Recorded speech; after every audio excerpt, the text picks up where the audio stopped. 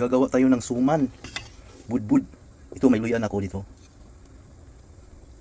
At lagyan pa rin natin ng powder na ginger para lalong babango. At kunting white sugar. Ayaw ko nang masyadong matamis, kunti lang. At nilagyan ko rin ng kunting salt. 1 teaspoon salt. Ayan na yung tapul or black sweet rice. Lagyan natin ng black sweet rice. Unahin natin lutuin yung kasi matigas to siya eh. Ayan na, namix na natin lahat. Oh. Ang ganda ng texture oh.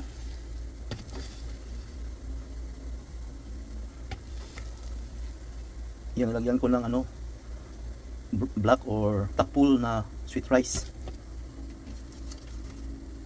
Tapos yung dahon ng saging ready na. Delicatein na natin.